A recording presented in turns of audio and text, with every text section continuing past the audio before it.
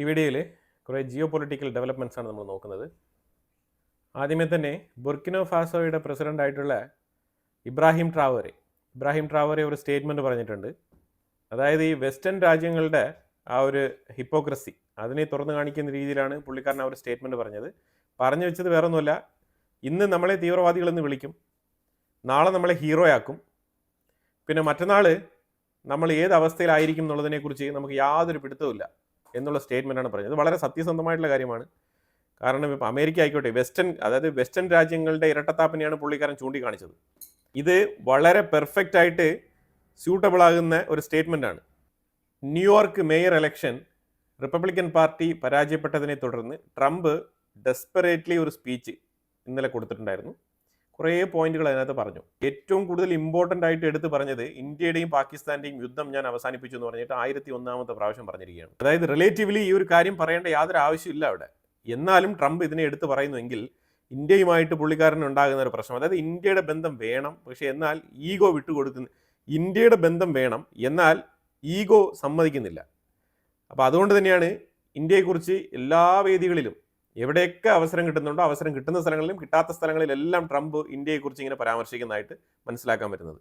അതുപോലെ തന്നെ ന്യൂയോർക്ക് സിറ്റിയെക്കുറിച്ച് ഒരു മോക്കിംഗ് ഡയലോഗ് വേറെ ഒന്നുമല്ല, അത് ആ ഒരു തോറ്റ വിരക്തിയിൽ പറയുന്നതാണ്. Nobody wants to live under communist സർക്കാർ, അതായത് ഒരു കമ്മ്യൂണിസ്റ്റ് ലീഡറിന്റെ കീഴിൽ താമസിക്കാൻ ആൾക്കാർക്ക് താല്പര്യം ഉണ്ടാവില്ല. അപ്പം അതുകൊണ്ട് തന്നെ ആൾക്കാരെല്ലാം മിയാമിയിലോട്ടോ അമേരിക്കയുടെ മറ്റു പല ഏരിയകളിലേക്കും വേണമെങ്കിൽ പോയി താമസിക്കാം എന്നുള്ള രീതിയിലുള്ള ഉപദേശങ്ങളൊക്കെയാണ് കൊടുത്തത്. കമ്മ്യൂണിസ്റ്റ് ചിന്താഗതിക്കെതിരെയാണ് പുള്ളിക്കാരൻ ആ ഒരു സ്റ്റേറ്റ്മെന്റ് പറഞ്ഞു വെച്ചത്. അതുപോലെ തന്നെ വീണ്ടും ഒരു മാസ്സായിട്ടുള്ള ഡയലോഗ് ട്രംപ് പറഞ്ഞിട്ടുണ്ട്. അത് മംദാനിക്കെതിരെയാണ്. മംദാനി ആണെങ്കിൽ ഇനി ഞങ്ങളുടെ ശബ്ദം ഉയർന്നു കേൾക്കും, വോളിയം കൂട്ടണം. അതായത് ഇവരുടെ ശബ്ദം, ഈ മംദാനി ഏത് പക്ഷത്തിൽ നിന്നാണോ സംസാരിക്കുന്നത് ആ സൗണ്ടിനി ഉറക്കെ കേൾക്കും എന്നുള്ള രീതിയിലുള്ള ഡയലോഗുകളൊക്കെയാണ് പറയുന്നത്. ഇത് ശരിക്കും പറഞ്ഞാൽ വോളിയം അപ്പ് എന്നാണ് ആ ഒരു ടാഗ് ലൈൻ. ഇപ്പൊ ഈ വോളിയം അപ്പ് എന്ന് പറയുന്നത് അമേരിക്കൻ പ്രസിഡന്റ് ട്രംപിനെ അപമാനിക്കുന്നതിന് തുല്യമായിട്ടാണ് ട്രംപ് കണക്കാക്കുന്നത്. ആ ചോദ്യത്തിന് ഉത്തരം ട്രംപ് ഇങ്ങനെയാണ് കൊടുത്തത്. ഇനി അതൊക്കെ ഞാൻ വിട്ടുകളയുന്നുണ്ട്. പക്ഷേ ICE നിയമങ്ങൾ എന്ന് പറഞ്ഞു കഴിഞ്ഞാൽ ഈ ഇല്ലീഗൽ എമിഗ്രന്റുകളെ പിടിച്ച് പുറത്താക്കുന്ന ആ നടപടിക്രമം ഉണ്ടല്ലോ, ഡീപ്പോർട്ടേഷൻ, ആ പ്രവൃത്തിയിൽ ICE എംപ്ലോയീസിനെ തടയുക, ഈ ICE പ്രവർത്തനങ്ങൾക്ക് ഏതെങ്കിലും രീതിയിലുള്ള തടസ്സം സൃഷ്ടിക്കാൻ ശ്രമിക്കുക എന്നൊക്കെ ഉള്ള പരിപാടികളിലേക്ക് മംദാനി ഇറങ്ങി വന്നു കഴിഞ്ഞാൽ മേയറാണെന്ന് നോക്കില്ല, ഞാൻ അറസ്റ്റ് ചെയ്യുമെന്നാണ് ട്രംപ് പറഞ്ഞിരിക്കുന്നത്.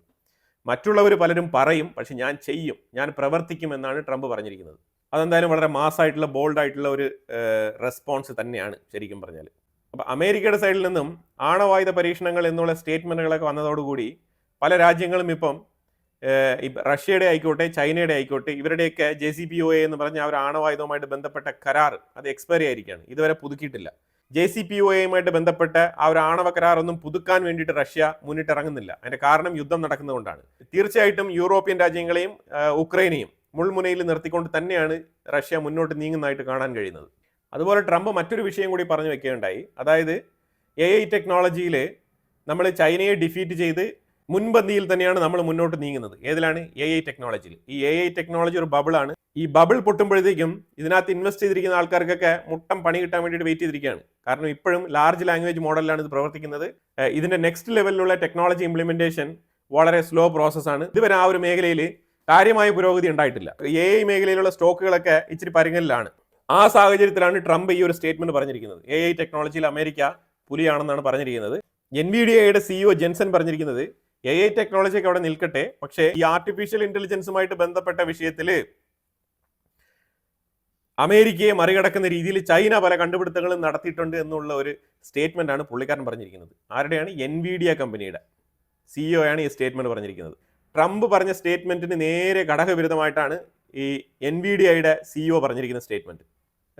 അമേരിക്കയും ചൈനയും തമ്മിൽ ഒരു അണ്ടർഗ്രൗണ്ട് ഡീലിംഗ് ആണല്ലോ ഈ G2 ഗ്രൂപ്പ് എന്നൊക്കെ പറഞ്ഞുകൊണ്ട് റെയർ എർത്ത് എലമെന്റ്സുമായിട്ട് ബന്ധപ്പെട്ട ഫ്ലെക്സിബിലിറ്റി ഒക്കെ ഉണ്ടാക്കി അമേരിക്ക ചൈനയ്ക്ക് നല്ല രീതിയിൽ കംഫർട്ട് സോൺ ഒരുക്കിക്കൊണ്ട് മുന്നോട്ട് പോകുന്ന സാഹചര്യത്തിൽ യൂറോപ്പിന് ആ തിരിച്ചറിവ് കിട്ടിയിട്ടുണ്ട്. യൂറോപ്പ് ഇപ്പം ചൈനയ്ക്ക് ചില വിഷയങ്ങളിലേക്ക് ഫ്ലെക്സിബിലിറ്റി കൊണ്ടുവരാൻ വേണ്ടിയിട്ടുള്ള തീരുമാനം. ഇപ്പം പെട്ടെന്ന് ഫ്രണ്ട്ഷിപ്പ് ആണല്ലോ ചൈനയും അമേരിക്കയും. അപ്പം അതുകൊണ്ട് യൂറോപ്പും ഞങ്ങളും പെട്ടെന്ന് തന്നെ ഫ്രണ്ട്ഷിപ്പ് ബിൽഡ് ചെയ്തേക്കാം എന്ന് പറഞ്ഞിട്ട് യൂറോപ്പ് ചൈനയ്ക്ക് ചില ഇളവുകളൊക്കെ നൽകിക്കൊണ്ട് കുറച്ച് ഫ്ലെക്സിബിലിറ്റി കൊണ്ടുവരാൻ തീരുമാനിച്ചിട്ടുണ്ട്. ചൈനയുടെ മേലിൽ യൂറോപ്പ് ഉപരോധം ഏർപ്പെടുത്തിയത് കൊണ്ട് തന്നെ ചൈനയിൽ നിന്നും പല സാഹചര്യങ്ങളിലും റെയർ എർത്ത് എലമെന്റ്സ് ആയിക്കോട്ടെ, പല സ്പെയർ പാർട്സുകൾ ആയിക്കോട്ടെ, അതേപോലെ തന്നെ ചില ചിപ്പ് ഐറ്റംസ് ആയിക്കോട്ടെ, ഇതെല്ലാം കൊണ്ട് വല്ലാത്ത രീതിയിലുള്ള ബുദ്ധിമുട്ട്, പ്രതിസന്ധി നേരിടുന്നുണ്ട് യൂറോപ്പ്, പ്രത്യേകിച്ച് ഓട്ടോമൊബൈൽ ഇൻഡസ്ട്രി. ഇതാണ് യൂറോപ്പ് നേരിടുന്ന പ്രതിസന്ധി. അപ്പോൾ ആ പ്രതിസന്ധിയെ മറികടക്കാൻ വേണ്ടിയിട്ട് ഇപ്പം റഷ്യയും ഉക്രൈനും അവിടെ കിടന്ന് അടിച്ചോട്ടെ, എന്തെങ്കിലും ആയിക്കോട്ടെ, യൂറോപ്പ്, ചൈന റഷ്യക്ക് സഹായം ചെയ്യുന്നോ ഇല്ലയോ എന്നുള്ളതൊന്നും മൈൻഡ് ചെയ്യേണ്ട. ഇപ്പൊ തൽക്കാലം നമുക്ക് ചൈനയുമായിട്ട് സഹകരിച്ച് പ്രവർത്തിക്കാം എന്നുള്ള തീരുമാനമാണ് യൂറോപ്പിൽ നിന്ന് വരുന്നതായിട്ട് മനസ്സിലാക്കാൻ പറ്റുന്നത്. ഏത് ഇന്ത്യ റഷ്യയുടെ അടുത്ത് എണ്ണ വാങ്ങുന്നത് പ്രശ്നമാണ്, പക്ഷേ ചൈന നല്ല രീതിയിൽ ആയുധങ്ങളൊക്കെ കൊടുത്ത് സപ്പോർട്ട് ചെയ്യുന്നു, അതേപോലെ എണ്ണയും ധാരാളം വാങ്ങിക്കുന്നുണ്ട്. ആ ചൈനയുമായിട്ട് യൂറോപ്പിന് യാതൊരു പ്രശ്നവുമില്ല. ഈ ഇരട്ടത്താപ്പ് മനസ്സിലായല്ലോ, ഈ ഹിപ്പോക്രസി. ഇതുകൊണ്ടാണ് ഇന്ത്യ റഷ്യയെ ഒഴിവാക്കാതെ പല രീതിയിലും ഈ എണ്ണക്കച്ചവടം തുടർന്ന് നടത്തിക്കൊണ്ടിരുന്നത്. അമേരിക്കയിൽ സംഭവിച്ചുകൊണ്ടിരിക്കുന്ന ഗവൺമെന്റ് ഷട്ട് ഡൗൺ, ഈ ഗവൺമെന്റ് അടച്ചു പൂട്ടിയിട്ടിരിക്കുകയാണല്ലോ.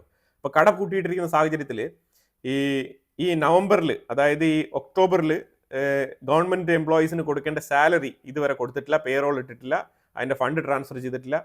അപ്പോൾ ഇതുകൊണ്ട് എയർപോർട്ടുകളൊക്കെ പ്രവർത്തിച്ചുകൊണ്ട് തന്നെയാണ് ഇരുന്നത്. അപ്പോൾ ആ സാഹചര്യത്തിൽ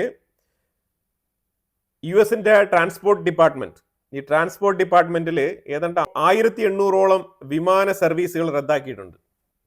കാരണം വേറെ ഒന്നുമില്ല, സാലറി കൊടുക്കാൻ പറ്റുന്നില്ല. അമേരിക്കയുടെ ഖജനാവിൽ ട്രഷറിയിലൊക്കെ പൈസയുണ്ട്, കാരണം ഈ താരിഫൊക്കെ പിരിച്ചു വെച്ചിരിക്കുകയല്ലേ, പൈസയുണ്ട്. പക്ഷെ പൈസ റിലീസ് ചെയ്ത ആൾക്കാർക്ക് സാലറി കൊടുക്കാൻ പറ്റത്തില്ല, കാരണം ഗവൺമെന്റ് ഷട്ട് ഡൗൺ ചെയ്തിരിക്കുകയാണ്. ഈ സാഹചര്യത്തിൽ നിരവധി പേര് തൊഴിൽ രഹിതരായിട്ട് വീട്ടിൽ പോയിരിക്കുകയാണ്. പിന്നെ ചിലർക്ക് ശമ്പളം കിട്ടാത്തത് കൊണ്ട് തന്നെ അവർക്ക് വീണ്ടും ജോലിക്ക് വരാൻ പറ്റുന്നില്ല. അതാണ് സാഹചര്യം.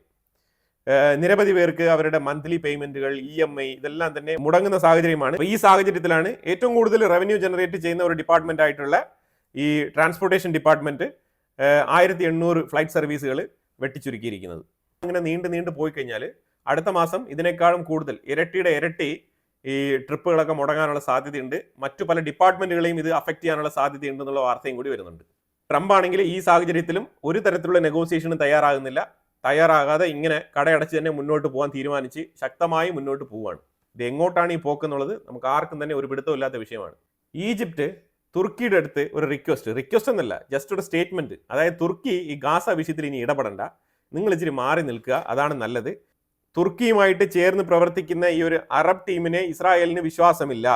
ഇസ്രായേലിനെ കൺവിൻസ് ചെയ്യണം എന്നുണ്ടെങ്കിൽ തുർക്കി ഈ ഗാസ നെഗോസിയേഷൻ, ഈ ഗാസ ഇന്റർനാഷണൽ സ്റ്റെബിലൈസേഷൻ ഫോഴ്സ്, ഈ വിഷയങ്ങളിൽ നിന്നൊക്കെ കംപ്ലീറ്റ് ആയിട്ട് മാറി നിൽക്കുക, പൂർണ്ണമായിട്ടും തുർക്കി ഒഴിവാകുക ഗാസ വിഷയത്തിൽ നിന്നും എന്നാണ് ഈജിപ്റ്റ് തുർക്കിയോട് പറഞ്ഞിരിക്കുന്നത്. ഇത് മറ്റു പല അറബ് രാജ്യങ്ങളുമായിട്ട് കൺസൾട്ട് ചെയ്തിട്ടാണ്, ഫോർ എക്സാമ്പിൾ ഖത്തർ പോലത്തെ രാജ്യങ്ങളുമായിട്ടൊക്കെ ഡിസ്കസ് ചെയ്തിട്ടാണ് ഈജിപ്റ്റ് ഈ തീരുമാനം എടുത്തിരിക്കുന്നതും തുർക്കിയുടെ അടുത്ത് ഇത് പറഞ്ഞിരിക്കുന്നതും. തയ്യബ് എർദോഗന് കിട്ടിയ ഒരു നോസ് കട്ടാണ്. കാരണം പുള്ളിയാണ് ഗാസയിലെ എല്ലാം എന്നുള്ള രീതിയിൽ പ്രൊജക്റ്റ് ചെയ്ത് മുന്നോട്ട് വന്നിരുന്നതാണ് ഓട്ടോമൻ എംപറർ.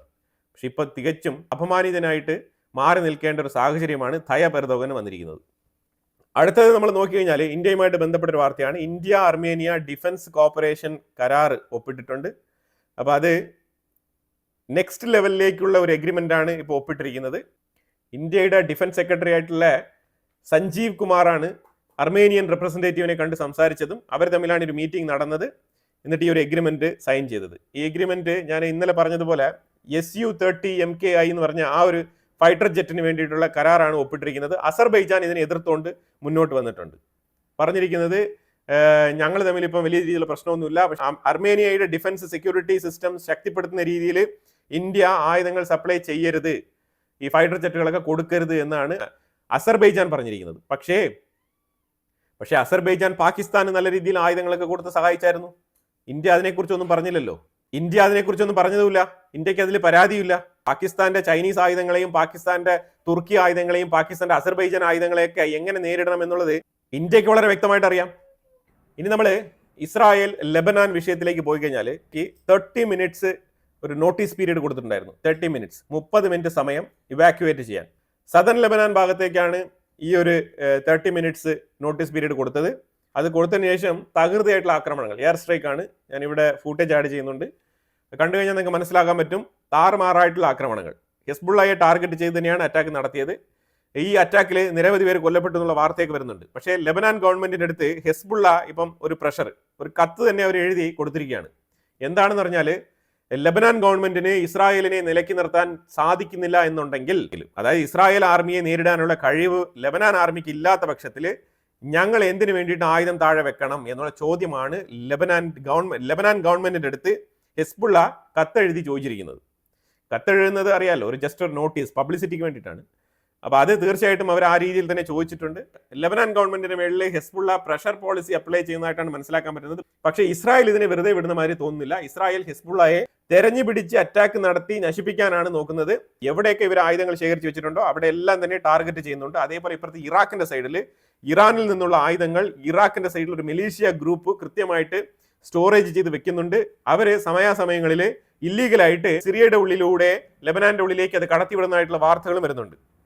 റെഡ് സീ, ഈ സ്ട്രൈറ്റ് ഓഫ് ഹോർമോസിന്റെ ആ ഒരു സൈഡിൽ നിന്ന് ഇറാന്റെ വെപ്പൺ ഷിപ്മെന്റ് നേരെ വന്ന് ഇതേപോലെ ഹൂത്തികളുടെ സൈഡിൽ കൂടെ, യമന്റെ സൈഡിൽ കൂടെ നേരെ ആ ഒരു റെഡ് സീയിലൂടെ നേരെ ഈജിപ്തിന്റെ സൂയസ് കനാൽ വഴി അങ്ങനെ പോയി നേരെ ലെബനാന്റെ ഉള്ളിലേക്ക് പോകുന്നതായിട്ട് ഒരു മാപ്പ് ഉണ്ട്. ആ മാപ്പ് പോസിബിലിറ്റി ഉള്ള മാപ്പാണ്. ആ റൂട്ടാണ് ഏറ്റവും ക്ലിയർ ആയിട്ടുള്ള റൂട്ട് എന്നുള്ള രീതിയിൽ മെജോറിറ്റി ഒപ്പീനിയൻ ഇതാണ് ശരിയായ റൂട്ട്. ഈ റൂട്ടിലൂടെ ആയിരിക്കണം ആയുധങ്ങൾ പോകുന്നത് എന്നുള്ള വിശദീകരണങ്ങളൊക്കെ വരുന്നുണ്ട്. അതുപോലെ തന്നെ ബെയ്റൂത്ത് എയർപോർട്ടിൽ തകൃതിയായിട്ടുള്ള ആയുധ കടത്ത് നടക്കുന്നുണ്ട് എന്നുള്ള വാർത്തയും കൂടിയുണ്ട്. എന്തായാലും ഇസ്രായേൽ തകൃതിയായിട്ട് ലെബനാന്റെ ഉള്ളിലേക്ക് ഇറങ്ങിയിരിക്കുകയാണ്. ഇനി തുടരെ ലെബനാനെ അങ്ങ് തുടച്ചു നീക്കാൻ തന്നെയാണ് തീരുമാനിച്ചിരിക്കുന്നത്. സൗത്ത് ലെബനാനിൽ ഇന്ന് മാരകമായ ആക്രമണങ്ങളാണ് നടത്തിയിരിക്കുന്നത് ഇസ്രായേൽ. ഈ പാകിസ്ഥാനും അഫ്ഗാനിസ്ഥാനും തമ്മിലുള്ള അപ്ഡേറ്റ്. പാകിസ്ഥാനും അഫ്ഗാനിസ്ഥാനും തമ്മിൽ ഇന്നലെ മാരകമായ ആക്രമണങ്ങൾ, അങ്ങോട്ടും ഇങ്ങോട്ടും ബാക്ക് ടു ബാക്ക് ആക്രമണങ്ങളാണ്. ഇപ്പൊ ഇതിനകത്ത് പാകിസ്ഥാൻ ടാർഗറ്റ് ചെയ്തത് കാബൂളിന്റെ ആ ഒരു ഏരിയയിലും കന്ദഹാർ എന്ന് പറഞ്ഞ ഏരിയയിലും ഈ രണ്ട് ഏരിയയുടെ ലൊക്കേഷൻസ് ടാർഗറ്റ് ചെയ്തുകൊണ്ടാണ് അറ്റാക്ക് നടത്തിയത്. അതായത് കാബൂൾ എന്ന് പറഞ്ഞാൽ എക്സാക്ട് കാബൂളിലല്ല അറ്റാക്ക് നടത്തിയത്, ആ കാബൂളിലേക്ക് പോകുന്ന രീതിയിലുള്ള ഒരു ആ ബോർഡർ ഏരിയയിലാണ് അറ്റാക്ക് നടത്തിയത്. ഇപ്പുറത്ത് കന്ദഹാറിൽ നോക്കിക്കഴിഞ്ഞാൽ അത് മാർക്കറ്റാണ്. ഈ മാർക്കറ്റിൽ ആൾക്കാർ സാധനങ്ങൾ വാങ്ങിക്കുന്ന മാർക്കറ്റ് എല്ലാ ദിവസവും അല്ല, വീക്ക്ലി വൺസ് ട്വൈസ് ഒക്കെ ഈ മാർക്കറ്റ് അവിടെ ചന്ത എന്ന് നമ്മൾ പറയുന്ന ആ ഒരു ചന്ത അവിടെ കൂടാറുണ്ട്. ആ ചന്തയിലാണ്, മാർക്കറ്റിലാണ് ഈ അറ്റാക്ക് നടത്തിയിരിക്കുന്നത്. അപ്പോൾ നിരവധി പേർ കൊല്ലപ്പെട്ടിട്ടുണ്ട്, ഇല്ല എന്നില്ല. അതേപോലെ അഫ്ഗാനിസ്ഥാനും പാകിസ്ഥാന്റെ ഉള്ളിൽ കയറി താറുമാറായിട്ടുള്ള ആക്രമണമാണ്. ആക്രമണം എന്ന് പറഞ്ഞാൽ അഫ്ഗാനിസ്ഥാന്റെ ആക്രമണം ഒരു രക്ഷയില്ലാത്ത ആക്രമണമാണ്. ആ രീതിയിലാണ് നടന്നിരിക്കുന്നത്. ഇതിനകത്തൊരു വിഷയം എന്ന് പറഞ്ഞാൽ അഫ്ഗാനിസ്ഥാനികൾ ഏതാണ്ട് ടോട്ടൽ 112 പാകിസ്ഥാൻ പട്ടാളക്കാരെ പിടിച്ചുകൊണ്ട് പോയിട്ടുണ്ട്.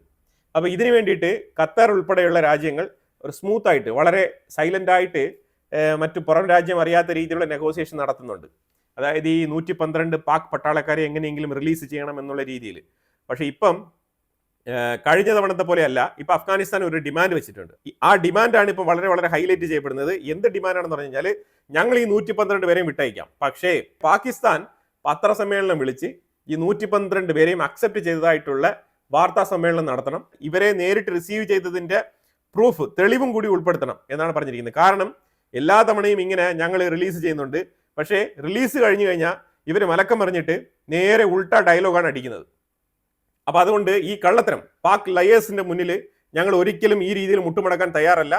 അതുകൊണ്ട് തന്നെ പാകിസ്ഥാൻ ഓപ്പൺ ആയിട്ട് മീഡിയയിൽ പത്രസമ്മേളനം വിളിച്ചിട്ട് ഞങ്ങൾ അഫ്ഗാനിസ്ഥാന്റെ കയ്യിൽ നിന്നും ഇത്ര സോൾജേഴ്സിനെ കൈപ്പറ്റിയിട്ടുണ്ട് എന്നുള്ള രീതിയിലുള്ള സ്റ്റേറ്റ്മെന്റ് പുറത്തിറക്കണം. പാകിസ്ഥാന്റെ സൈഡിലുള്ള റെസ്പോൺസ് എന്താണെന്ന് പറഞ്ഞാൽ, ദയവ് ചെയ്ത് ഇങ്ങനെ മീഡിയയൊന്നും വിളിച്ചു കൂട്ടരുത്, രഹസ്യമായിട്ട് തന്നെ ഈ കാര്യങ്ങൾ നടത്തണം. ഞങ്ങൾ ഇനി കൂടുതൽ അലമ്പിനൊന്നും വരില്ല, പക്ഷേ ഇത് സീക്രട്ട് ആയിട്ട് തന്നെ നടക്കണം എന്നാണ് പാകിസ്ഥാന്റെ ആർമിയിൽ നിന്ന് പോകുന്ന ഡിമാൻഡ്. പക്ഷേ അഫ്ഗാനിസ്ഥാൻ ഇതിന് തയ്യാറല്ല. അതുകൊണ്ട് നെഗോസിയേഷൻ പരാജയപ്പെട്ടിരിക്കുകയാണ്. ഖത്തറിന്റെ നെഗോസിയേഷനും സമ്പൂർണ്ണ പരാജയം, തുർക്കിയുടെ നെഗോസിയേഷൻ അതിനേക്കാളും പരാജയമാണ്. അഫ്ഗാനിസ്ഥാനും പാകിസ്ഥാനും തമ്മിൽ വീണ്ടും ഒരു യുദ്ധത്തിലേക്ക് ഇറങ്ങിയിരിക്കുന്നത്. അപ്പൊ കുറെ ജിയോ പൊളിറ്റിക്കൽ ഡെവലപ്മെന്റ്സ് ആണ് നമ്മൾ ഈ വീഡിയോയിൽ പങ്കുവച്ചത്. ഇതിനെക്കുറിച്ചുള്ള അഭിപ്രായങ്ങൾ കമന്റ് ബോക്സിൽ രേഖപ്പെടുത്തുക. കൂടുതൽ വാർത്തകളുമായിട്ട് അടുത്ത വീഡിയോയിൽ വരാം. Thank you so much.